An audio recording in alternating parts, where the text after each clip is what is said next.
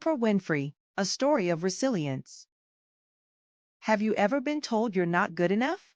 That you're not the right kind of person for the job? Well, so was Oprah Winfrey. Yes, that Oprah. Today, you're going to hear the true story of how one of the most successful women in media almost quit before she even got started. All because someone said she didn't belong on TV. Let's go back to the beginning. Oprah Winfrey was born in Mississippi, in the southern United States. She didn't grow up rich. In fact, her childhood was very difficult. She lived in poverty, often wore dresses made out of potato sacks, and didn't always have enough food. But she was a smart child. She loved to read. And more than anything, she loved to speak. As she grew up, Oprah developed a strong, clear voice and a deep curiosity about the world. She had a talent for connecting with people. At age 19, Oprah was a college student and got her first big opportunity, a job as a news reporter at a local TV station in Baltimore. This was exciting. A young black woman on television in the 1970s. That was rare. She was nervous, but determined. On her first day, Oprah dressed professionally, carried her notes carefully, and walked into the newsroom with hope in her heart. She worked hard, arriving early and staying late. She practiced reading the news out loud over and over. But even with all that effort, things didn't go well. Her boss at the time didn't like her reporting style. He said her voice was too emotional. He told her she was too soft and not serious enough for the news.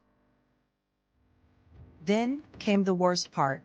One day, Oprah was called into her manager's office. He looked at her, without smiling, and said, "You're not right for television. Maybe this isn't for you." Oprah sat there in silence. She had worked so hard. She believed she was doing something meaningful. And now she was being told she didn't belong. It felt like rejection. It felt like failure. She went home that night and cried. She even thought about quitting. Maybe she'd go into a different field. But then, something inside her changed. She remembered something her grandmother once told her: "You have a voice. Use it." So, instead of quitting, Oprah looked for a different opportunity. She asked to be moved to a daytime talk show instead of the news. And that's where everything started to change. As a talk show host, Oprah could be herself. She didn't have to hide her emotions. People loved her. She listened with care. She made her guests feel heard. She asked thoughtful questions. Soon, the show's ratings went up. A few years later, that little talk show turned into the Oprah Winfrey Show, one of the most successful television programs in history. It ran for 25 years and was watched by millions around the world. The same person who was once told she didn't belong on TV became a media icon, a billionaire, and a symbol of strength and resilience. All because she didn't listen to that one voice that said, "You're not good enough." What can we learn from Oprah's story? Sometimes, people will judge you, not because you can't do something, but because they can't imagine you doing it.